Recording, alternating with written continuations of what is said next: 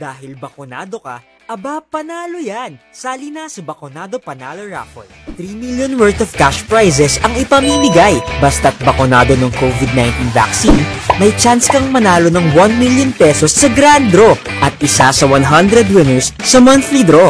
How to join Bakunado Panalo? Step 1. Register for free. Text ResBacunaReg, space name, /age, /address at isend sa 8933. Step 2. I-text ang vaccine details. Text ResBacuna, space, first letter ng vaccine brand, /pangilang dose, /LGU, /petsa ng bakuna at isend sa 8933. Piso lang kada send. Kung partially vaccinated ka o nakatanggap ka ng unang dose, meron ka ng 1 raffle entry. Kung fully vaccinated o nakatanggap ka na ng 2 dose, additional 2 raffle entries for a total of 3 raffle entries na agad para sa'yo. Para sa bakuna na isang dose lang gaya ng Johnson & Johnson's Janssen, don't worry, 3 raffle entries agad ang makukuha. Para naman sa ating mga senior citizen, double the number of entries ang makukuha nyo. Kung partially vaccinated, may 2 raffle entries ka. Kung fully vaccinated naman, makakakuha ka ng 6 na raffle entries. 3 monthly draws at isang grand draw worth 1 million pesos ang naghihintay sa December 2021. Ano pang hinihintay mo? Sali na! Sa ResBacuna, protektado ka na, panalo pa! Bakunado Panalo Raffle. Para sa'yo ito. Para sa karagdagang impormasyon, pumunta sa aming website.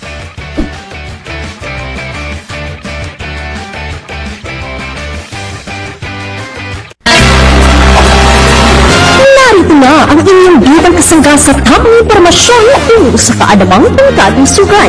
Napapanahong balita tungkol sa COVID-19 at health information updates. Sabay-sabay natin kaalamin dito lamang sa DOH Mimaropa Hour. Bila sa pagtutang pangkatong sugat. Ito ay handog sa inyo ng Department of Health sa Nagpapagod Mimaropa at ng Pagpapagod. Malusog at COVID-free na araw mga Mimaropans, muli na naman po tayong sumasihing papawid upang magbigay ng mga napapanahong balitang pangkalusugan sa ating mga Mimaropans. Welcome po muli sa ating DOH Mimaropa Hour, bida sa kwentuhang pangkalusugan. Ako nga pala si Kael Solis mula sa Health Education and Promotion Unit ng Department of Health Center for Health Development Mimaropa, ang inyong bidang kasangga sa tamang impormasyon tungkol sa kaalamang pangkalusugan. Para po sa ating COVID-19 Regional Update.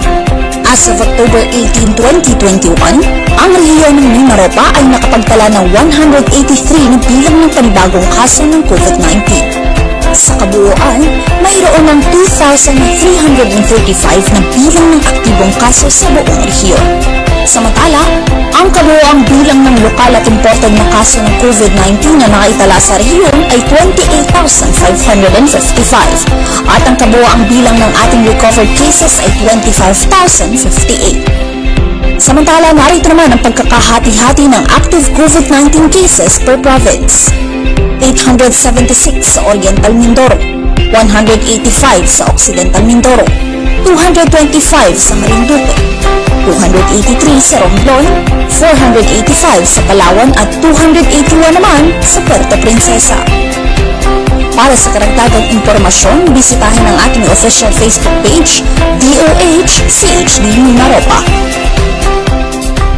Oh, vaccine ay nandito na. Mimaropans, bago tayo magtungo sa ating talakayan ngayong araw, narito muna ang isa sa napakahalagang sorpresa para sa lahat. Nagpares-bakuna ka na ba? Kung oo, sumali na sa Bakunado Panalo Raffle. Basta't bakunado ng COVID-19 vaccine, may chance kang manalo ng 1 million pesos sa grand draw at isa sa 100 winners of cash prizes sa ating monthly draw. Paalala, ang National E-Raffle na ito ay bukas para sa mga Pilipino na may edad 18 taong gulang pataas na nakatanggap ng at least isang dose ng COVID-19 vaccine simula March 1, 2021 hanggang December 15, 2021. Bukas rin ito sa mga OFWs na nakatanggap ng at least isang dose ng COVID-19 vaccine dito sa Pilipinas. Paano nga ba makasali? Step 1. Register for free. I-text lamang ang RES Bakuna Reg, all capital letters RES BAKUNARAG, space name, /age, /address at isend sa 8933. Step 2. I-text ang vaccine details. Pagkatapos ninyong mag-register, i-text lamang ang RES Bakuna, space unang letra ng vaccine brand na inyong natanggap, /pangilang dose, /pangalan ng inyong local government unit o LGU, /petsa o araw ng inyong pagbabakuna at isend muli sa 8933. Para sa ating mga bakunado, ang first dose ay equivalent to 1 raffle entry. Ngunit kung kayo ay isang senior citizen, automatic na makakatanggap na 2 raffle entries ang nakakuha ng first dose. Para naman sa mga nakatanggap ng second dose o ang mga fully vaccinated na, kayo ay may 2 raffle entries. At sa ating mga senior citizens na fully vaccinated, makakatanggap kayo ng 4 raffle entries. Samantala, kung kayo ay nakatanggap ng Johnson & Johnson COVID-19 vaccine na isang dose lamang, kayo ay automatic na may 3 raffle entries. At sa ating mga senior citizens na vaccinated ng J&J vaccine, makakatanggap kayo ng 6 raffle entries. Isa lang kada send, mga kabida. Ngayong Oktubre at Nobyembre, 5 po ang may chance ang manalo ng 5,000 pesos sa ating monthly draw. At sa raffle draw na gaganapin ngayong Disyembre, 10 naman ang maaaring manalo ng 100,000 pesos, habang ang isa ay may chance ang mag-uwi ng tumataginting na 500,000 pesos. At sa pinakahihintay na grand draw, isa ang mag-uwi ng 1,000,000 piso. Muli mga Nimarotans, 3 monthly draw at isang grand draw of 1,000,000 pesos ang naghihintay ngayong Disyembre 2021. Kaya ano pang hinihintay nyo? Sali na sa ating Bakunado Panalo Raffle! Ang proyektong ito ay hatid sa inyo ng Philippine Amusement and Gaming Corporation o PAGCOR, Department of Health, National Task Force at Z Philippines. Para sa iba pang detalye, magtungo lamang sa ating official Facebook page, Department of Health Philippines. Dumating na ang RES Bakuna kasangga laban sa COVID-19. At dahil ang dating nito ay by batches din ang babakunahan. Sa Priority A na grupo, una na ang ating health frontliners. Susunod ang mga mahal nating seniors. Pagkatapos ay mga taong may ibang karamdaman, mga frontliner na non-medical. At susunod ang mga kapuspalad. Mag-abang lamang dahil may priority groups B and C pa. Patuloy nating suportahan ang RES Bakuna at maging bahagi tayo ng Vida Vacunation! At para sa ating unang talakayan ngayong araw, ngayong maaari nang mabakunahan kontra COVID-19 ang ating mga kababayan na edad 12 hanggang 17, narito ang ating mga dapat malaman. Maaari na bang mabakunahan kontra COVID-19 ang mga batang edad 12 hanggang 17 taong gulang na mayroong comorbidity? Mga Nimarotans, oo, ang mga bata sa nasabing edad na mayroong karamdaman, risk factor o comorbidities, halimbawa nito ay ang pagkakaroon ng Down syndrome, HIV, cancer, tuberculosis at iba pa, ay parte na ng A3 priority groups o tatawagin nating pediatric A3. Anong mga bakuna ang maaaring ibigay sa pediatric population na nasa edad 12 hanggang 17 taong gulang na may comorbidities? Sa ngayon, ang mga bakuna pa lamang na Moderna at Pfizer ang panahihintulutang gamitin para sa pediatric A3 population. Ang dalawang bakunang ito ay mayroon ng emergency use authorization mula sa Philippine Food and Drug Administration o FDA. Paano ko ipaparehistro ang aking anak at ano-ano ang mga kailangan? Una, makipag-ugnayan sa pediatrician o ospital ng inyong anak para makakuha ng schedule ng bakuna. Upang malaman ang listahan ng 8 ospital na kabilang sa Phase 1 ng rollout, bisitahin lamang ang bit.ly/pediatric A3 phases. Sa pagpaparehistro ng inyong anak, dalhin ang mga sumusunod na dokumento sa inyong appointment. Una, ang medical certificate mula sa pediatrician o physician ng inyong anak na dinidetalye ang comorbidity ng tatanggap ng bakuna. Pangalawa, dokumento na nagpapatunay ng relasyon ng anak sa magulang. Pangatlo, valid ID ng vaccine recipient at magulang o guardian na may litrato ng magulang o guardian para mapatunayan ang dokumento. At ang panghuli, kailangan ay kasama ang parent o guardian sa vaccination site. paano ko mapoprotektahan ang aking anak na hindi parte ng pediatric A3 group? Mga magulang, patuloy po natin sundin ang ating minimum public health standards. Protektahan ang inyong mga sarili at anak laban sa COVID-19. Mayroong 4 na phases po ang pagbabakuna sa pediatric A3 population o mga edad 12 hanggang 17 taong gulang na may comorbidities. Narito po ang inyong dapat malaman. Phase 1. Magsisimula ito sa October 15 at may 8 ospital ang napili sa NCR. Ulitin ko lamang po, ang pagbabakuna sa mga edad 12 hanggang 17 ay uumpisahan muna sa National Capital Region o NCR. Para sa Phase 2, ito naman ay magsisimula sa October 22 na may 17 napiling ospital, isa kada local government unit. At para naman sa Phase 3 na magsisimula ngayong November 5, oras bakuna na sa mga rehiyon na may higit na sa 50% ng mga senior citizen ang nabakunahan na. Ang mga ito ay ang mga sumusunod na rehiyon: Cordillera Administrative Region, Region 1, Region 2, Region 3, Region 4A, Region 8, Region 10 at Caraga Region. Para naman sa NCR, maaaring magdagdag pa ng isa pang ospital. Ngunit paalala, maaari pang magbago ang ating petsa depende sa sitwasyon ng vaccination. Para naman sa Phase 4, ito ay patuloy na tinututukan ng National Vaccine Operations Center. Madadagdagan pa ang mga lugar na papayagang magbakuna ng pediatric A3. Muli, ang desisyon ng pamahalaan ay nakabase sa supply ng bakuna, bilang ng mga nabakunahan at iba pa.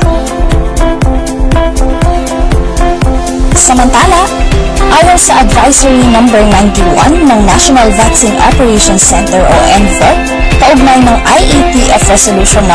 141 o ang Routine and Catch-up Immunization and the Community-Based Measles, Rubella, and Tetanus Diphtheria Immunization Activities, buo ang suporta ng NVOC sa simultaneous rollout ng nasabing vaccination activity sa mga lokal na pamahalaan.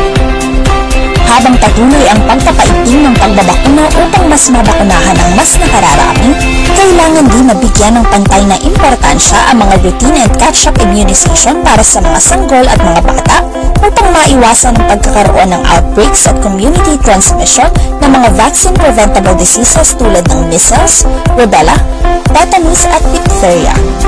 Kaugnay nito, inoobliga ng National Vaccine Operations Center ang lahat ng regional at local vaccine operation centers, implementing units at mga vaccination sites na: una, pagsagawa ng masinsinang microplanning, tukuyin ang mga resources at gaps, paigtingin ang mga effort na isinasagawa at sa pagpapatupad ng COVID-19 vaccination at MRTD immunization. Pangalawa ay ang pagpapabilis ng routine at catch-up immunization at community-based MRTD immunization. Ang lahat ng healthcare workers ay kailangan paigtingin at palawagin ang catch-up immunization sa mga sanggol na 24 na buwan o 2 taong gulang pababa at MRTD community-based immunization para sa mga batang 6 hanggang 7 taong gulang at 12 hanggang 13 gulang. Ikatlo, inoobliga rin ng NVOC ang patuloy na pagpapaigting ng COVID-19 vaccination activities para sa mga natitirang araw. Ika-4, ipinapaalala rin na gamitin ito bilang oportunidad na pagtugmain ang COVID-19 vaccination activities at ang MRTD immunization. Habang isinasagawa ang MRTD activities, maaaring magsagawa ng survey ang mga vaccination team at isaalang-alang ang mga sambahayan na hindi pa nababakunahan laban sa COVID-19. Ayusin ang kanilang schedule at gabayan sila upang makapagpapakuna sa mga nakatalagang vaccination site. Muli, ang inyong narinig ay ayon sa Advisory No. 91 ng National Vaccine Operations Center o NVOC.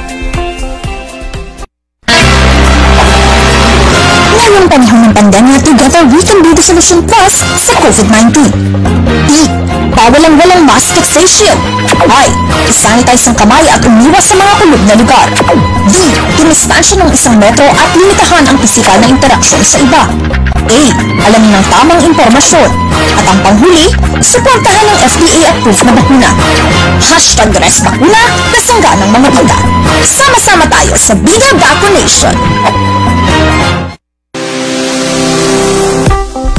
Samantala, Mimaropans, ang buwan ng Oktubre ay National Hospice and Palliative Care Awareness Month. Ngayong taon ay mayroon tayong temang Leave No One Behind, Equity and Access to Palliative Care. Ngayong Habang ipinagdiriwang natin ang health event na ito, sabay-sabay nating dagdagan ang ating kaalaman ukol rito. Ano nga ba ang palliative care? Ang palliative care ay isang pamamaraan ng paggamot at paggalinga sa mga may sakit lalo na sa malubhang karamdaman upang mapabuti ang kalidad ng kanilang buhay. Ang palliative care ay tumutulong na magbigay ng maayos na kalidad ng buhay. Ang palliative care ay nagbibigay rin ng karagdagang pisikal at emosyonal na suporta sa pasyente at sa kanyang pamilya. Ito ay isang ugnayan o partnership sa pagitan ng pasyente, kanyang pamilya at mga healthcare providers. Ang palliative care ay maaaring ipagkaloob sa anumang edad at antas ng sakit kasabay ng gamutan. Ito rin ay tumutulong pangasiwaan ng sintomas at stress na dala ng sakit o karamdaman. Upang dagdagan pa ang ating kaalaman ukol rito, narito ang ating fake versus fact. Fake number 1. Ang pagkuha ng serbisyo ng isang hospice ay pagsuko sa buhay. Numero pans, narito po ang fact. Ang pagkuha ng serbisyo ng isang hospice ay ang pagpili ng mas magandang kalidad ng buhay. Fake number 2. Upang makakuha ng pangangalaga sa hospice, kailangan kong umalis sa bahay at manirahan sa ibang pasilidad. Kailangan ko rin palitan ang aking doktor. Numero pans, ito po ang fact. Ang hospice ay hindi isang lugar. Ito ay isang serbisyo. Maraming pasyente ang tumatanggap ng hospice care sa loob ng kanilang mga doktor. Fake number 3. Ang hospice ay para lamang sa mga may cancer. Numero pans, ito po muli ang fact. Maaaring kumuha ng pangangalaga ng hospice ang kahit sino man na may malala at napamamatay na sakit sa kahit anong edad. Hindi lamang po ito para sa mga may cancer. Fake number 4. Ang doktor ko ang magsasabi kung kailan ko kailangang matanggap ang pangangalaga mula sa hospice. Numero pans, narito po ang fact. Kadalasan, ang pasyente o pamilya rito ang nagsasabi sa doktor kung gusto nila ng pangangalaga mula sa hospice. Maraming pamilya at pasyente ang humihiling na sana ay mas maaga pa nila itong ginawa. Muli, ngayong buwan ng Oktubre ang ating National Hospice and Palliative Care Awareness Month. Leave no one behind, equity and access to palliative care. Samantala ni Marotas, alam niyo ba na nitong nagdaang October 15 ay pinagdiriwang natin ang Global Hand Washing Day. Hugasan ng kamay ng 20 sekundo para goodbye to me, hello healthy. Ang palagi ang paghuhugas ng kamay ay napakahalaga. Tanong niyo ay bakit? Narito ang mga dahilan. Una, alam niyo ba na ang palagi ang paghuhugas ng kamay ay nakababawas ng tsansa na magkasakit ng 23 to 40% katao mula sa sakit na diarrhea? Pangalawa, binabawasan ito ng 29 to 57% ang pagliba ng mga batang mag-aaral sa klase dahil sa gastrointestinal related illness. Pangatlo, binabawasan rin ito ng halos 58% ang tsansang magkaroon ng diarrhea illness ang mga taong may mahinang immune system. At ang panghuli, binabawasan nito ang mga respiratory illnesses sa pangkalahatang populasyon ng halos 16 to 21%. O ayan mga Minaropans, importante ang palagi ang paghuhugas ng kamay sa araw-araw lalo na ngayong nakakaharap natin ang kontrabida COVID-19. Ngayong Global Hand Washing Day, hugasan ang kamay ng 20 segundo para goodbye dumi, hello health. Maghugas ng kamay para iwas sa sakit at sa COVID-19. Isang paalala mula sa inyong kagawaran ng kalusugan. Nasistress ka na ba? Nagpapanik o natatakot dahil sa COVID-19? Normal lang ang ganitong mga reaksyon sa ngayon. Pero may magagawa ka para mapagtagumpayan ang sitwasyon na ito. Kayang-kaya mong gawin ang mga sumusunod. Ituloy lang ang pangangamusta sa mga kamag-anak at kaibigan gamit ang text, tawag o video. Di ka nag-iisa sa laban na to. Tiyakin na ang mga bata ay ligtas at mas maayos na kalagayan. Kung ikaw ay nasistress na, huwag itong ibaling sa kanila. Tandaan, anuman ang iyong reaksyon ay maaaring makaapekto sa kanilang emosyon. Gawin sa bahay ang mga nakasanayan upang hindi mabagot o mabalisa sa panahong ito. Basta, siguruhin protektado ka laban sa COVID-19. Magdala ng good vibes sa bahay. Sa wastong pag-iingat, ang virus hindi kakalat. COVID-19, kayang-kaya nating tapusin. Isang paalala mula sa DOH at ng inyong lokal na pamahalaan. Ngayong linggo, ating ipinagdiriwang ang ADHD Awareness Week. Marahil po ang karamihan sa inyo ay hindi alam kung ano ang sakit na ADHD at kung ano ang ibig sabihin nito. Kaya narito ang mga dapat ninyong malaman. Ano nga ba ang ADHD?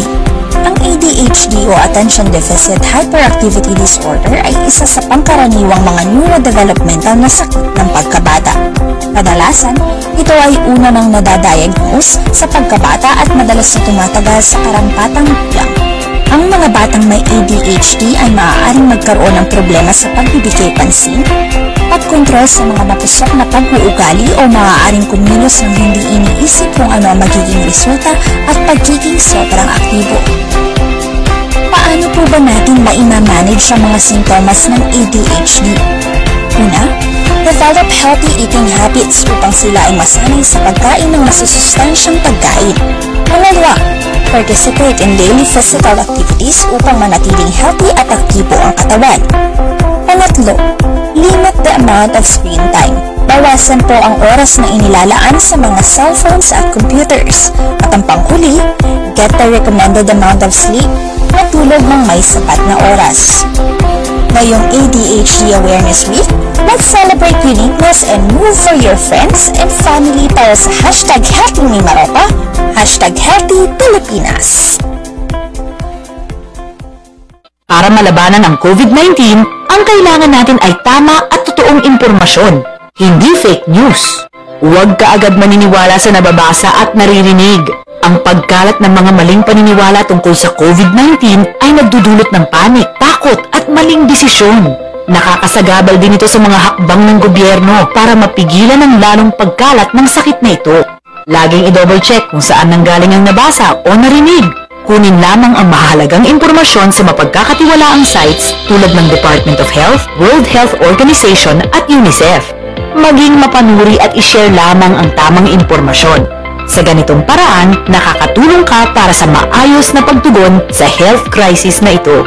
Sa wastong pag-iingat, ang virus hindi kakalat. COVID-19, kayang-kaya nating tapusin. Isang paalala mula sa DOH at ng himpilang ito. Ngayon dumako naman po tayo sa ating segment na #CheckTheFacts. Sa punto pong ito, ating tatalakayin ng mga fake news na kumakalat ukol sa COVID-19 at ating pitong papapulaanan. Sa panahon ng pandemya, hindi lamang COVID-19 ang ating dapat iwasan kundi maging ang infodemic o ang pagkalat ng fake news dahil bida ang may alam ng tamang impormasyon. Para sa unang #CheckTheFacts, hindi raw natin kailangan ng bakuna laban sa COVID-19. Mimaropans, ito po ang fact.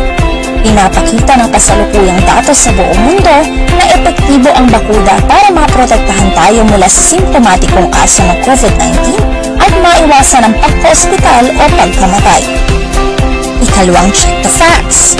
Peke raw ang mga bakuna laban sa COVID-19. Pinagkakakitaan lang raw tayo ng mga gumagawa nito. Mimaropans, narito po ang fact. Ang mga bakuna ay napatunayang nagbibigay proteksyon laban sa COVID-19. Tinitiyak ng ating gobyerno na nabili ang mga ito sa murang halaga at naibigay ito sa ating mamamayan ng walang bayad. Muli, sumangguni lamang po tayo sa mga lehitimo at may kredibilidad na sources dahil bida ang may alam ng tamang impormasyon. #CheckTheFacts, huwag maniniwala sa fake news. At kaya napapag-usapan na lang din naman po natin ang bakuna kontra COVID-19, ang inyo pong alinlangan ay aming tutugunan at bibigyang kasagutan. Para sa ating pangkaraniwang agam-agam ngayong linggo, minadali raw ang paggawa sa bakuna. Mga Mimaropans, nais po namin bigyang diin na walang nilaktawang proseso sa paggawa ng bakuna. Ang mga ito ay masusing sinuri at siniguradong ligtas para sa lahat.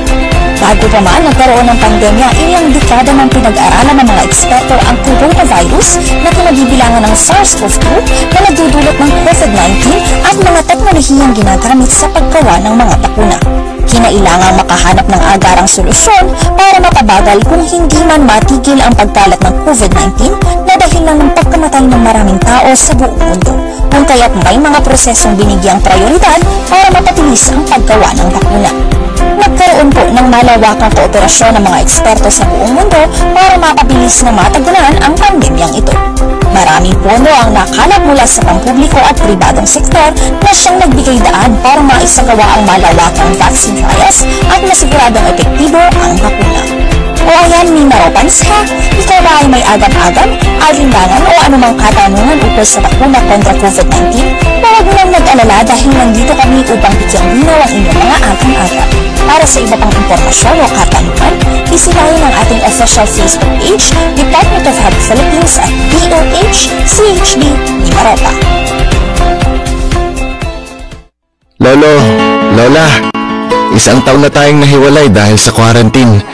Miss na po namin kayo at inyong masasarap na luto at pag-aalaga. May bakuna na rin po sa COVID-19. Kunin niyo po ha. Kapag nabakunahan na ang lahat, makakapiling na muli namin kayo. Ingat po. Kung ikaw ay edad 60 pataas o may iba pang karamdaman, magparehistro na para sa Res Bakuna kontra COVID-19. Res Bakuna, kasangganang bida at ni lolo't lola. Samantala mga Mimaropans, ayon po sa ating datos pagdating sa ginagawang pagbabakuna sa ating rehiyon, mahigit 30% pa lamang sa ating mga lolo at lola ang nagpapabakuna kontra COVID-19. Sila po ay nakapaloob sa ating A2 priority group na siyang may pinakamataas na tsansa or risk ng pagkakaroon ng severe o critical na kaso ng COVID-19. Mga lolo at lola, natid namin na ang ilan sa inyo ay nakakaramdam pa rin ng takot pagdating sa pagbabakuna. Marahil ang iba ay marami pa rin pong katanungan tungkol sa bakuna.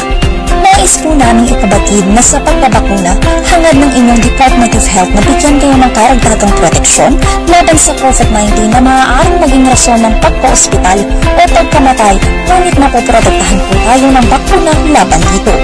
Ang ating pong vaccination sites ay may itinalagang mga priority at fast lane para mas mabilis po kayong mabakunahan. Bukod po riyan, mayroon din po tayong iniimplementang A2+1 kung saan maaaring magsama ang ating lolo at lola ng isang miyembro ng pamilya o kanyang tagapag-alaga upang mabigyan din ng bakuna para sa lubos na proteksyon. Kaya naman sa lahat ng ating lolo at lola, halina to mes bakuna laban sa COVID-19. Makipag-ugnayan po kayo sa inyong local government unit tungkol dito. Muli, para po sa lahat, tuloy-tuloy po ang ating res bakuna para kay lolo at lola. Sumangguni na sa inyong lokal na pamahalaan. Isang paalala mula sa Department of Health Center for Health Development, Mimaropa. At ngayong unti-unti nang magbubukas ang ating ekonomiya, kailangan pa rin ng iba ang pag-iingat laban sa COVID-19. Ayon sa mga eksperto, kailangang iwasan ang tatlong sina ito upang mapigilan ang outbreak ng mga kaso ng COVID-19. Closed spaces o mga lugar na sarado at walang maayos na daloy ng hangin. Crowded places o lugar na maraming tao sa paligid. At close contact settings kung saan kailangan ng malapit ang interaksyon sa ibang tao. Mas mataas ang panganib na magkaroon ng hawaan ng COVID-19 kung ang tatlong sina ito ay present sa inyong gawain. Piliing maging ligtas sa COVID-19 sa lahat ng bagay na gagawin. Umiwas sa tatlong C: closed spaces, crowded places, at close contact settings.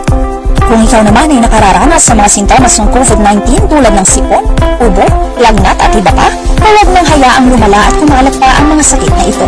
Agad na mag-isolate at makipag-ugnayan sa inyong doktor o kaya ay tumawag sa inyong Barangay Health Emergency Response Team or BHERT para sa tamang atensyong medikal. Alamin rin ang hotlines ng inyong LGU na maaari ninyong tawagan kung sakaling kayo ay mangangailangan ng tulong medikal. Sa unang sintomas pa lang ng COVID-19, mag-isolate at agad na makipag-ugnayan sa inyong BHERT.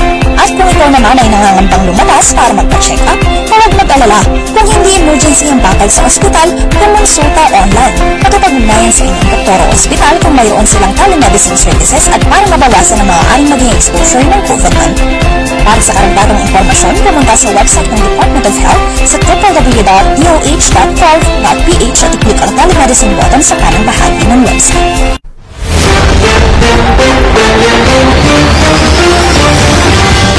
Sa patuloy na pagtaas ng kaso ng COVID-19, may magagawa ka. Una, stay at home. Manatili sa inyong mga tahanan at iwasan muna ang mga non-essential travel. Pangalawa, mask at home na not alone. Ang lahat ay hinihikayat na magsuot ng face mask sa lahat ng pagkakataon sa alinmang lugar maging sa inyong mga tahanan, lalong-lalo na kung kayo ay may kasama na kabilang sa vulnerable population. Ikatlo, ensure adequate air circulation. Mahalaga na ang isang tahanan ay may mabuting daloy ng hangin kung kaya't kung maaari ay buksan ang inyong mga bintana upang magkaroon ng increased airflow. Ika-4, seek immediate consultation. Kung nakararanas ng alinmang sintomas ng COVID-19, kayo ay makipag-ugnayan sa inyong mga barangay health emergency response teams para sa angkop na management, referral for testing at isolation. Ang huli, go to isolation facilities instead of hospitals. Ang mga individual na nakararanas ng banayad na sintomas ay maaaring manatili sa mga designated quarantine o isolation facilities sa inyong lugar. Sa pagsasagawa ng ating mga minimum public health standards ay ginagawa po ang iyong parte sa pagsugpo ng pandemyang ito.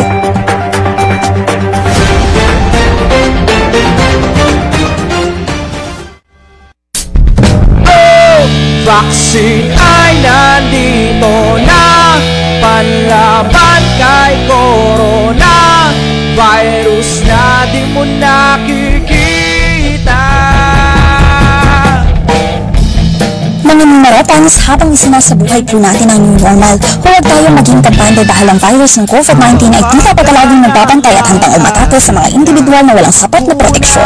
Sa banta ng pagkalat ng mga new variants ng virus, mas paigtingin natin ang mahigpit na pagsunod at pagsasagawa ng ating minimum public health standards. Hindi lamang ang iyong sarili ang iyong pinoproteksyonan, kundi maging ang miyembro ng iyong pamilya at ng buong komunidad. Tandaan, ngayong panahon ng pandemya, together we can be the solution plus sa COVID-19. Alamin at isagawa lamang ang bida. B. Bawal ang walang mask at face shield. I. Isanitize ang kamay at umiwas sa mga kulot na lugar. D. Dumistansya ng 1 metro at limitahan ang pisikal na interaksyon sa iba. A. Alamin ang tamang impormasyon at ang panghuli, suportahan ang FDA-approved na bakuna. #ResBakuna, kasangga ng mga bida. Sama-sama tayo sa bida vaccination. Kung kayo po ay may karagdagang katanungan at sugestion, may nais na ibahag ng impormasyon tungkol sa inyong kalusugan, bukas po ang aming tanggapan at maaari po kayo magpadala ng mensahe sa aming official Facebook account, DOH-CHD Mimaropa. Munting paalala na natin lipas at samahan ng mataimting na panalangin na sama-sama natin malagpasan lahat ng dagok na ating nararanasan.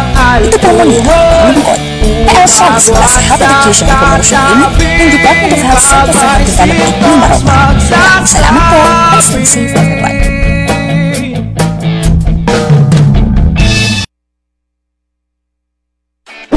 Dahil bakunado ka, aba panalo yan! Sali na sa Bakunado Panalo Raffle. 3 million worth of cash prizes ang ipamimigay. Basta't bakunado ng COVID-19 vaccine, may chance kang manalo ng 1 million pesos sa grand draw at isa sa 100 winners sa monthly draw. How to join Bakunado Panalo? Step 1. Register for free. Text ResBakunaReg, space name, /age, /address at isend sa 8933.